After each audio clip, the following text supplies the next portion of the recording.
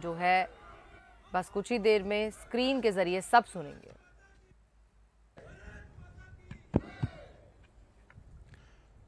जय बाबा केदार, जय बाबा केदार, जय बाबा केदार।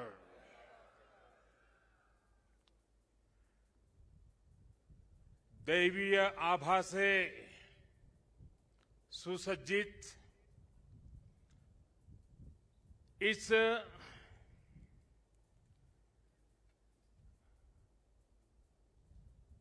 पवित्र कार्यक्रम में हमारे साथ मंच पर उपस्थित सभी वरिष्ठ महानुभाव, इस पावन पवित्र भूमि पर पहुंचे हुए सभी श्रद्धालुगण, आप सबको आदरपूर्वक मेरा नमस्कार।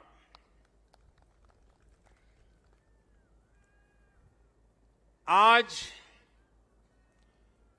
सभी मठों, सभी 12 ज्योतिर्लिंगों,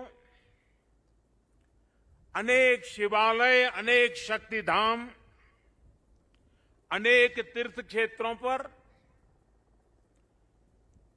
देश के गणमान्य महापुरुष, पूज्य संतगण, पूज्य शंकराचार्य परंपरा से जुड़े हुए सभी वरिष्ठ ऋषि मनीषी और अनेक श्रद्धालु भी देश के हर कोने में आज केदारनाथ की इस पवित्र भूमि के साथ, इस पवित्र माहौल के साथ सशरीर नहीं लेकिन आत्मिक रूप से वर्चुअल माध्यम से, टेक्नोलॉजी की मदद से वो वहां से हमें आशीर्वाद दे रहे हैं। आप सभी आदि शंकराचार्य जी की समाधि की पुनः स्थापना के साक्षी बन रहे हैं। ये भारत की आध्यात्मिक समृद्धि और व्यापकता का बहुत अलौकिक दृश्य है। हमारा देश तो इतना विशाल है, इतनी महान ऋषि परंपरा है, एक से बढ़कर एक तपस्वी आज भी भारत के हर कोने में आध्यात्मिक चेतना को जगाते रहते हैं। ऐसे अनेक संतगण आज देश के हर कोने में और यहां भी हमारे साथ जुड़े हुए हैं। लेकिन संबोधन में अगर मैं सिर्फ उनका नामोल्लेख करना चाहूं तो भी शायद एक सप्ताह कम पड़ जाएगा, और अगर एकाध नाम छूट गया तो शायद मैं जीवन भर किसी पाप के बोझ में दब जाऊंगा। मेरी इच्छा होते हुए भी मैं इस समय सभी का नामोल्लेख नहीं कर पा रहा हूं, लेकिन मैं उन सबको आदरपूर्वक प्रणाम करता हूं। वे जहां से इस कार्यक्रम में जुड़े हैं, उनके आशीर्वाद हमारी बहुत बड़ी शक्ति है। अनेक पवित्र कार्य करने के लिए उनके आशीर्वाद हमें एक शक्ति देंगे, ये मेरा पूरा भरोसा है।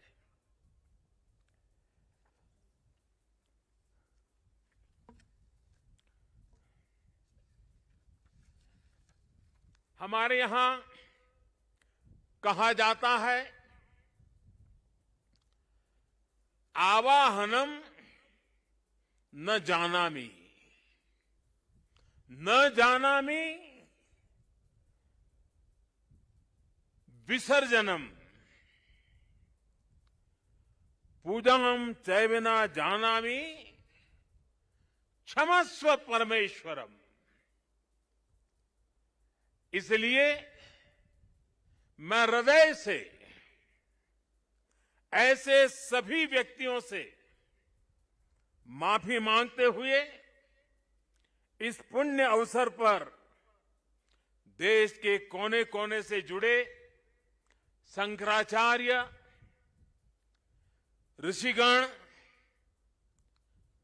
महान संत परंपरा के सभी अनुयायी, आप सबको यहीं से प्रणाम करके मैं आपका आशीर्वाद मांगता हूं।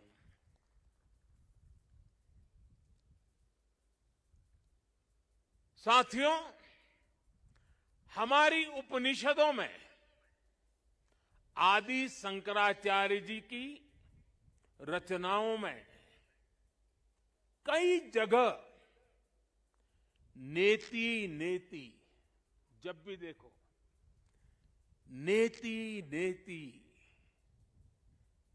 एक ऐसा भाव विश्व, नेति नेति कहकर एक भाव विश्व का विस्तार दिया गया है। रामचरितमानस को भी अगर हम देखें तो उसमें भी इस बात को दोहराया गया है, अलग तरीके से कहा गया है। रामचरितमानस में कहा गया है कि अभिगत अकथ अपार, अभिगत अकथ अपार, नेति नेति नित निगम कह, नेति नेति नित निगम कह। अर्थात कुछ अनुभव इतने अलौकिक, इतने अनंत होते हैं कि उन्हें शब्दों से व्यक्त नहीं किया जा सकता। बाबा केदारनाथ की शरण में आकर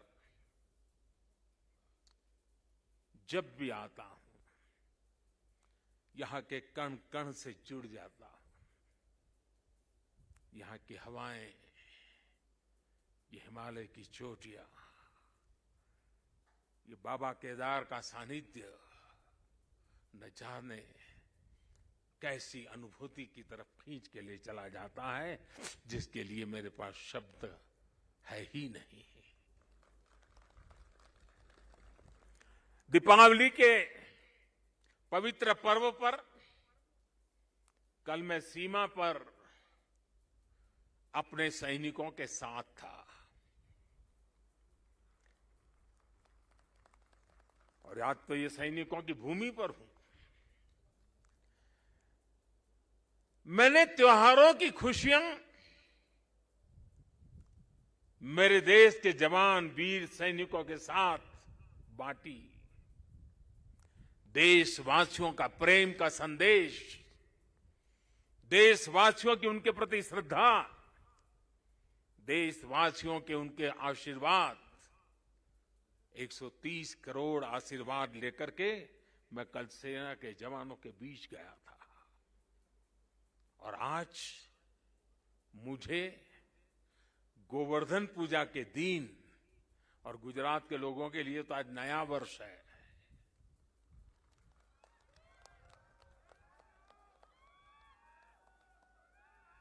गोवर्धन पूजा के दिन केदारनाथ जी में दर्शन पूजन करने का मुझे सौभाग्य मिला है। बाबा केदार के दर्शन के साथ ही अभी मैंने आदि शंकराचार्य जी की समाधि स्थान, वहां कुछ पल मैंने बिताए। एक दिव्य अनुभूति का वो पल था।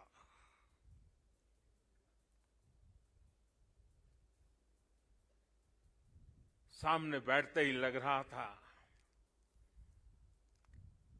कि आदि शंकर की आंखों से वो तेज पुंज, वो प्रकाश पुंज प्रवाहित हो रहा है जो भव्य भारत का विश्वास जगा रहा है। शंकराचार्य जी की समाधि एक बार फिर और अधिक दिव्य स्वरूप के साथ हम सबके बीच है। इसके साथ ही सरस्वती तट पर घाट का निर्माण भी हो चुका है और मंदाकिनी पर बने पुल से गरुड़ चट्टी उस मार्ग को भी सुगम कर दिया गया है।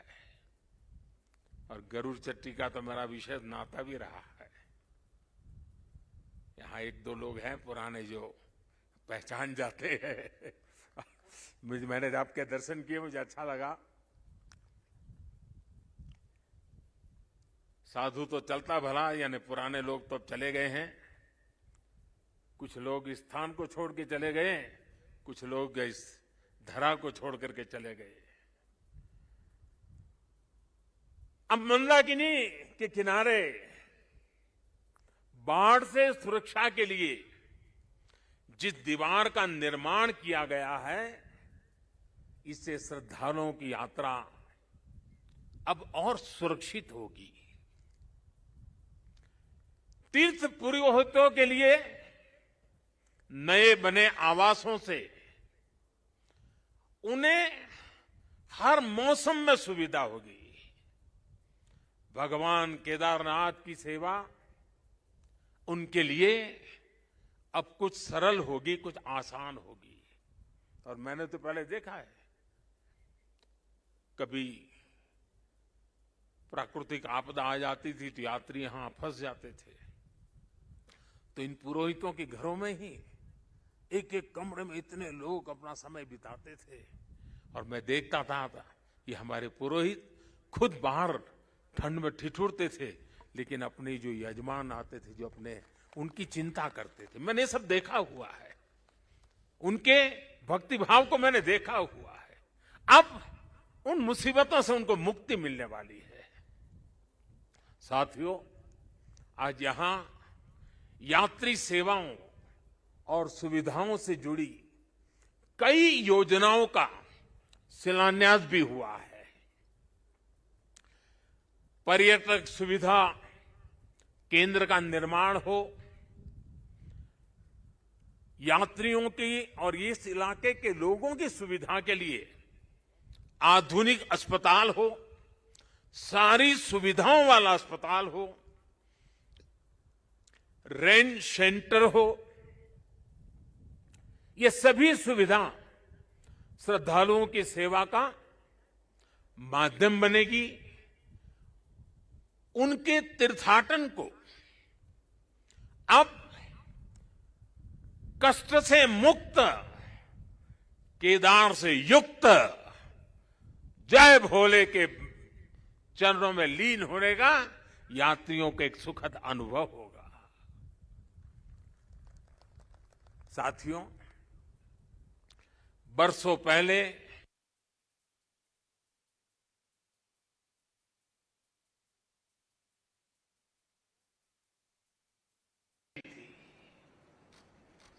जिस तरह का कल्पनीय था,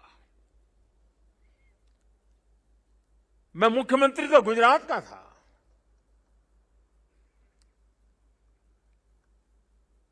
लेकिन मैं अपने आप को रोक नहीं पाया था। मैं यहां दौड़ा चला आया था। मैंने अपनी आंखों से उस तबाही को देखा था, उस दर्द को देखा था। जो लोग यहां आते थे वो सोचते थे कि क्या अब ये हमारा केदार धाम या हमारा केदारपुरी फिर से उठ खड़ा होगा क्या? लेकिन मेरे भीतर की आवाज कह रही थी, ये पहले से अधिक आन बान शान के साथ खड़ा होगा।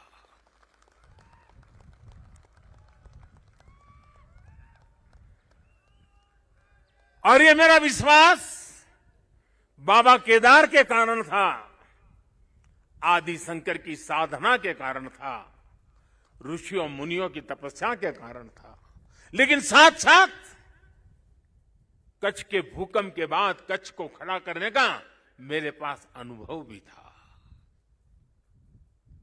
और इसलिए मेरा विश्वास था, और आज वो विश्वास अपनी आंखों से साकार हुआ देखना, इससे बड़ा जीवन का क्या संतोष हो सकता है।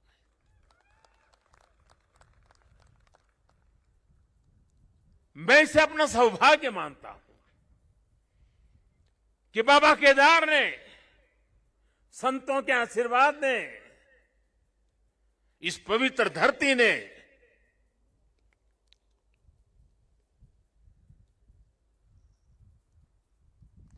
जिस मिट्टी ने, जिसकी हवाओं ने कभी मुझे पाला पोसा था, उसकी सेवा करने का सौभाग्य मिलना, इससे बड़ा जीवन का पुण्य क्या होता है।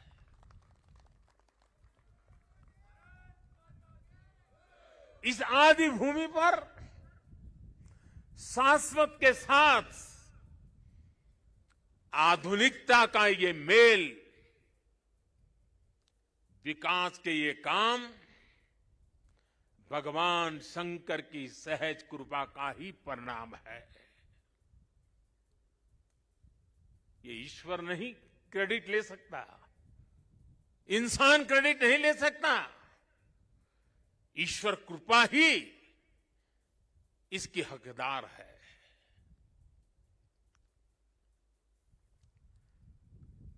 मैं इस पुनीत प्रयासों के लिए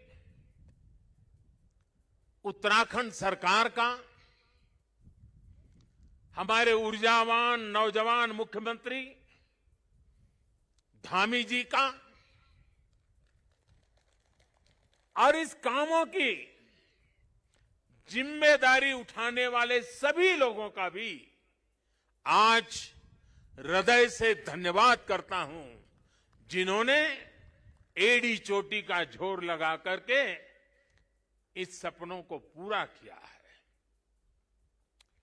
मुझे पता है यहां बर्फबारी के बीच भी किस तरह, यानी पूरा साल भर काम करना मुश्किल है, यहां बहुत कम समय मिलता है, लेकिन बर्फबारी के बीच भी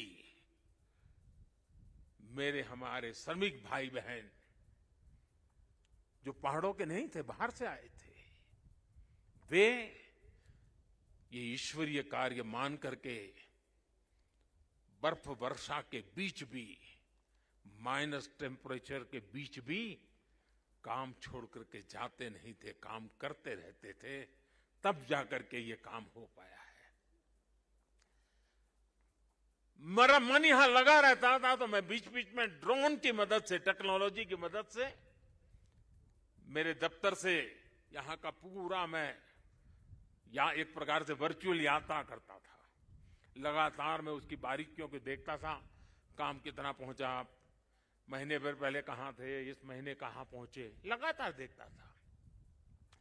मैं केदारनाथ मंदिर के सभी रावल और सभी पुजारियों का भी आज विशेष रूप से आभार प्रकट करना चाहता हूं, क्योंकि उनके सकारात्मक रवैये के कारण, उनके सकारात्मक प्रयासों के कारण, और उन्होंने परंपराओं का जो हमारा मार्गदर्शन करते रहे, उसके कारण हम इसको, इस पुरानी विरासत को भी बचा पाए और आधुनिकता भी ले पाए। और इसके लिए मैं इन पुजारियों का, रावल परिवारों का हृदय से आभार व्यक्त करता हूं। आदि शंकराचार्य जी के विषय में हमारे विद्वानों ने कहा है, शंकराचार्य जी के लिए हर विद्वान ने कहा है, शंकरो शंकरः साक्षात, अर्थात आचार्य शंकर साक्षात भगवान शंकर का ही स्वरूप थे। ये महिमा, ये देवत्व आप उनके जीवन के हर क्षण हम अनुभव कर सकते हैं। उसकी तरफ जरा नजर करें तो सारी स्मृतियां सामने आ जाती हैं। छोटी सी उम्र में, बालक उम्र में अद्भुत बोध, बाल उम्र से ही शास्त्रों का, ज्ञान का, विज्ञान का निरंतर चिंतन, और जिस उम्र में एक साधारण मानवी साधारण रूप से संसार की बातों को थोड़ा देखना समझना शुरू करता है, थोड़ी जागृति का प्रारंभ होता है, उस उम्र में वो वेदांत की गहराई को, उसके गुढ़ार्थ को सांगोपांग विवेचन, उसकी व्याख्या अविरत रूप से किया करते थे। ये शंकर के भीतर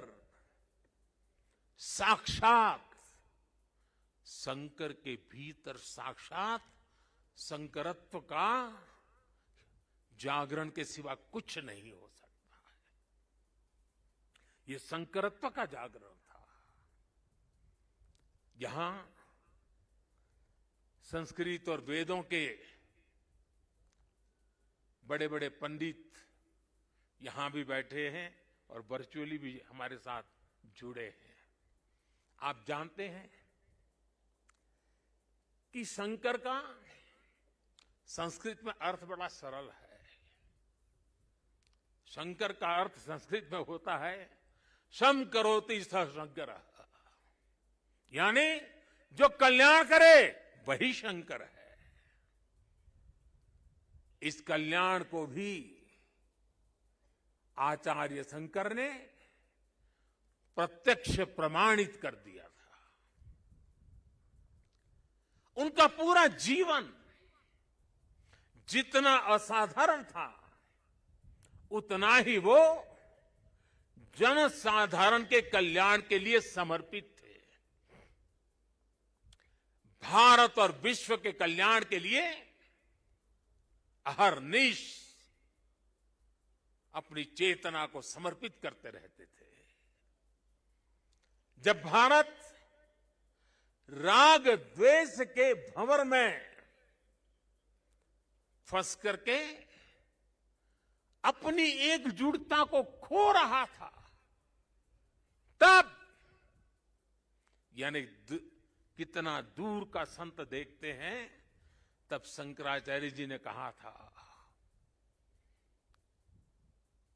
न मे द्वेष रागो, न मे द्वेष रागो, न मे लोभ मोहो, मदो नैव मैं नैव मात्सर्य भाव। अर्थात राग द्वेष, लोभ मोह, ईर्ष्या, अहम, ये सब हमारा स्वभाव नहीं है। जब भारत की जाति पंथ की सीमाओं से बाहर देखने की शंकाओं आशंकाओं को ऊपर उठने की मानव जात को जरूरत थी, तब समाज में चेतना फूकी और आदि शंकर ने कहा, न मे मृत्यु शंका न मे जाति भेद, यानी नाश विनाश की शंकाएं जात पात के भेद से हमारी परंपरा का कोई लेना देना नहीं है, हिस्सा नहीं है। हम क्या है, हमारा दर्शन और विचार क्या है, ये बताने के लिए आदि शंकर ने कहा चिदानंद रूप, चिदानंद रूप शिवोहम शिवोहम, चिदानंद रूप शिवोहम शिवोहम। अर्थात आनंद स्वरूप शिव हम ही है। जीवत्व से ही शिवत्व है। और अद्वैत का सिद्धांत, कभी कभी अद्वैत के सिद्धांत को समझाने के लिए बड़े बड़े ग्रंथों की जरूरत पड़ती है। मैं तो इतना विद्वान नहीं हूं, मैं तो सरल भाषा में अपनी बात समझता हूं और मैं इतना ही कहता हूं, जहां द्वैत नहीं है वही तो अद्वैत है। शंकराचार्य जी ने भारत की चेतना में फिर से प्राण फूके और हमें हमारी आर्थिक परमार्थिक उन्नति का मंत्र दिया। उन्होंने कहा ज्ञान विहीन, देखिए ज्ञान की उपासना की महिमा हमारा कितना महत्व रखता है। ज्ञान विहीन सर्वमतेन मुक्तिम न भजति जन्मशतेन, यानी दुख कष्ट और कठिनाइयों से हमारी मुक्ति का एक ही मार्ग है और वो है ज्ञान। भारत की ज्ञान की, विज्ञान और दर्शन की जो कालातीत परंपरा है, उसे आदि शंकराचार्य जी ने फिर से पुनर्जीवित किया, चेतना भर दी।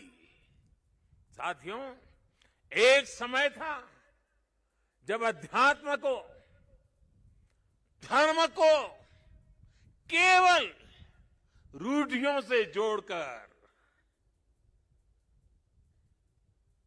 कुछ ऐसी गलत मर्यादा और कल्पनाओं में जोड़कर देखा जाने लगा था। लेकिन भारतीय दर्शन तो मानव कल्याण की बात करता है, जीवन को पूर्णता के साथ, होलिस्टिक अप्रोच के साथ, होलिस्टिक वे में देखता है। आदि शंकराचार्य जी ने समाज को इस सत्य से परिचित कराने का काम किया। उन्होंने पवित्र मठों की स्थापना की, 4 धामों की स्थापना की, 12 ज्योतिर्लिंगों का पुनर्जागृति का काम किया। उन्होंने सब कुछ त्याग कर देश, समाज और मानवता के लिए जीने वालों की एक सशक्त परंपरा खड़ी की। आज उनके अधिष्ठान भारत और भारतीयता का एक प्रकार से संबल, पहचान बने हुए है।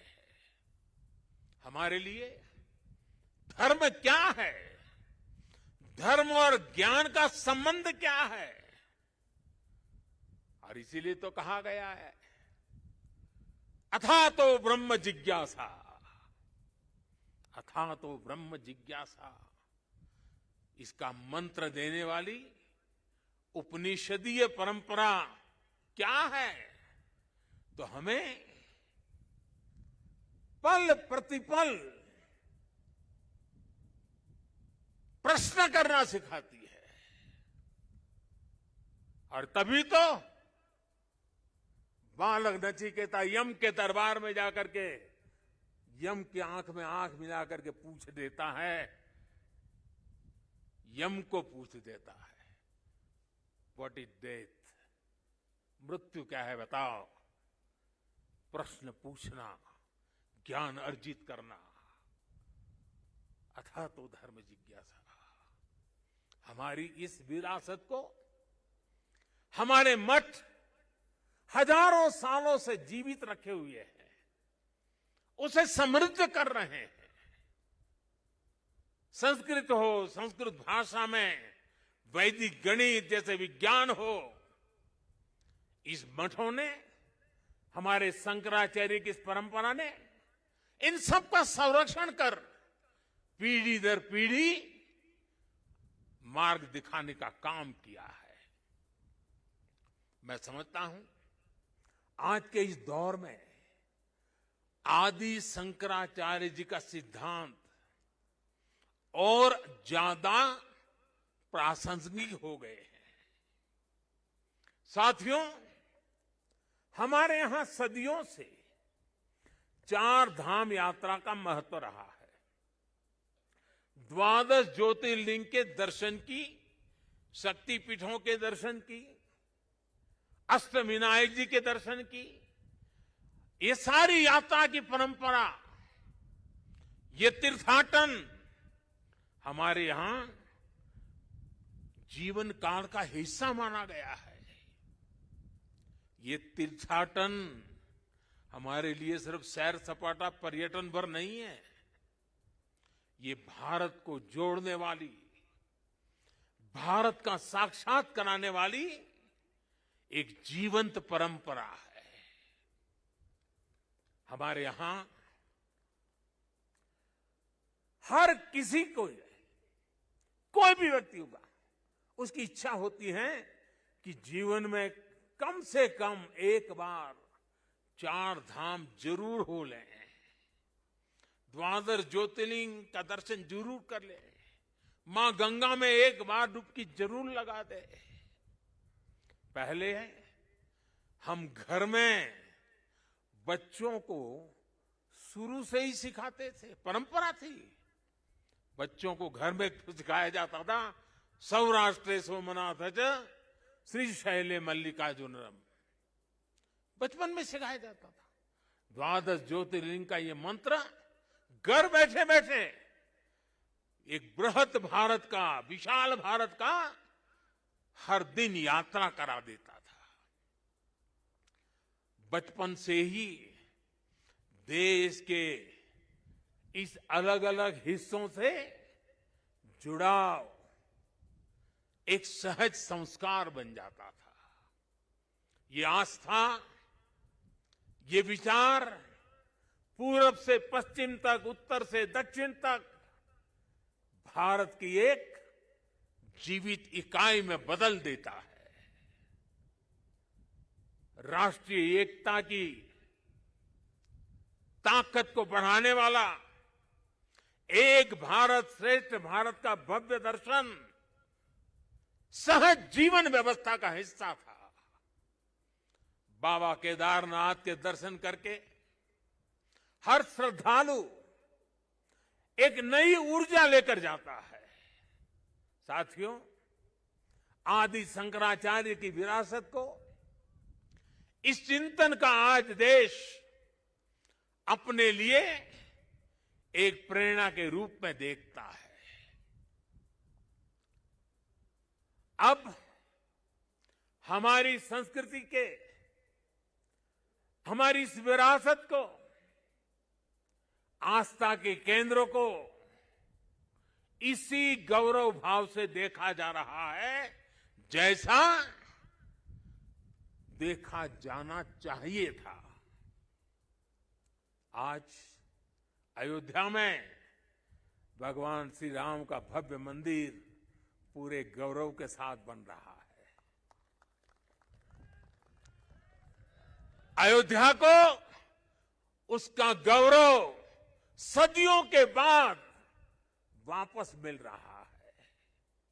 अभी 2 दिन पहले अयोध्या में दीपोत्सव का भव्य आयोजन और पूरी दुनिया ने उसे देखा है।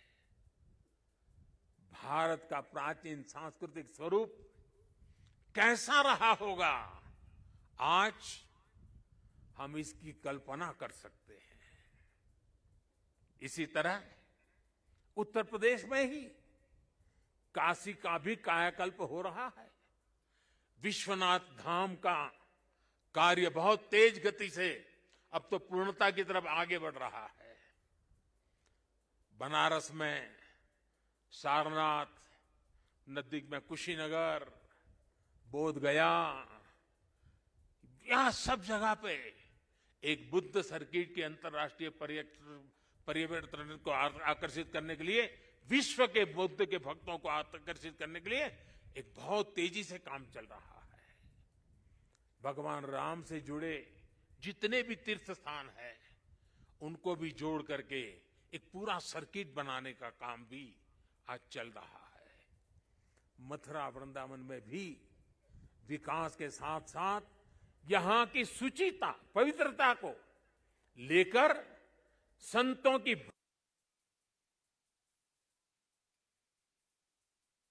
आधुनिकता की तरफ मोड़ दिया जा रहा है। इतना सब आज इसलिए हो रहा है क्योंकि आज का भारत आदि शंकराचार्य जैसे हमारे मनीषियों के निर्देशों में श्रद्धा रखते हुए, उस पर गौरव करते हुए आगे बढ़ रहा है। साथियों, इस समय हमारा देश आजादी का अमृत महोत्सव भी मना रहा है। देश अपने भविष्य के लिए, अपने पुनर्निर्माण के लिए नए संकल्प ले रहा है।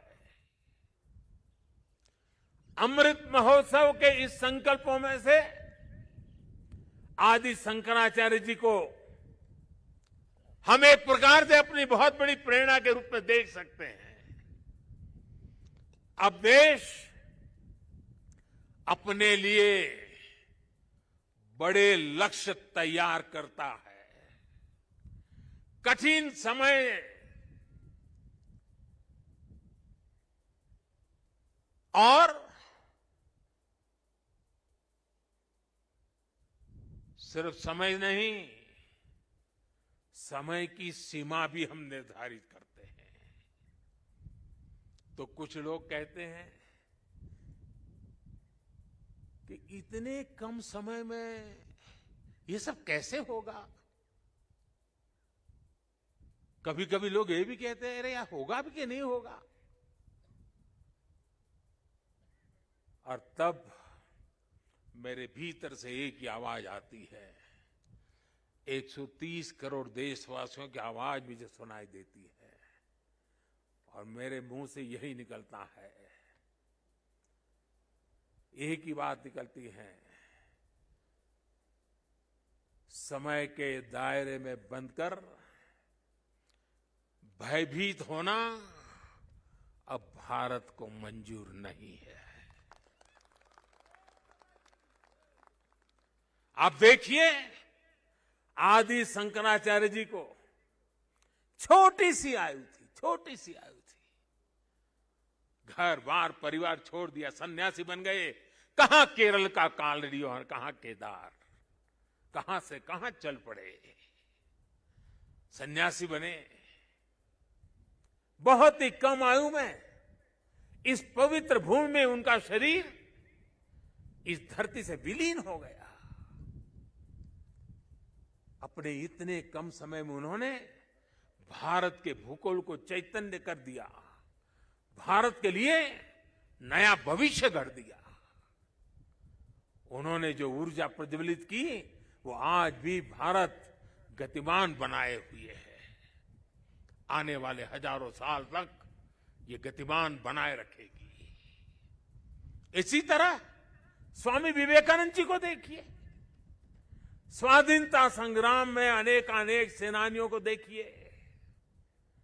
ऐसी कितनी ही महान आत्माएं, महान विभूतियां इस धरती पर आकर यहां प्रकट हुई, जिन्होंने समय की सीमाओं का उल्लंघन कर छोटे से कालखंड में कई कई युगों को गढ़ दिया। ये भारत इन महान विभूतियों की प्रेरणाओं पर चलता है। हम शाश्वत को एक प्रकार से स्वीकार करते हुए हम क्रियाशीलता पर विश्वास करने वाले लोग हैं। इसी आत्मविश्वास को लेकर देश आज इस अमृत काल में आगे बढ़ रहा है। और ऐसे समय में मैं देशवासियों से एक और आग्रह करना चाहता हूं। स्वाधीनता संग्राम से जुड़े ऐतिहासिक स्थानों को देखने के साथ साथ ऐसे पवित्र स्थानों को भी ज्यादा से ज्यादा जाएं, नई पीढ़ी को लेकर के जाएं, परिचित कराएं, मां भारती का साक्षात्कार करें, हजारों साल की महान परंपरा की चेतना को अनुभूति करें। आजादी के अमृत काल में स्वतंत्रता आजादी का ये भी एक महोत्सव हो सकता है। हर हिंदुस्तानी के दिल में, हिंदुस्तान के हर कोने कोने में, हर कंकर कंकर में शंकर का भाव जग सकता है। और इसलिए निकल पड़ने का ये समय है। जिन्होंने गुलामी के सैकड़ों वर्षों के कालखंड में हमारी आस्था को बांध करके रखा, हमारी आस्था को कभी खरोच तक नहीं आने दी। गुलामी के कालखंड में ये छोटी सेवा नहीं थी। क्या आजादी के कालखंड में उस महान सेवा को, उसको पूजना, उस पर तर्पण करना, वहां तप करना, साधना करना, क्या हिंदुस्तानी का नागरिक का कर्तव्य नहीं है? और इसलिए मैं कहता हूं, एक नागरिक के तौर पर हमें इन पवित्र स्थानों को भी दर्शन करने के लिए जाना चाहिए। उन स्थानों की महिमा को जानना चाहिए। साथियों, देवभूमि के प्रति असीम श्रद्धा रखते हुए, यहां की असीम संभावनाओं पर विश्वास करते हुए आज उत्तराखंड की सरकार यहां विकास के महायज्ञ से जुड़ी है। तो ये तो देख रहे थे आप केदारनाथ से प्रधानमंत्री नरेंद्र मोदी को लाइव। इस खबर पर हम लगातार नजर बनाए हुए हैं। फिलहाल रुक रहे हैं छोटे से ब्रेक के लिए, फौरन हाजिर होते हैं।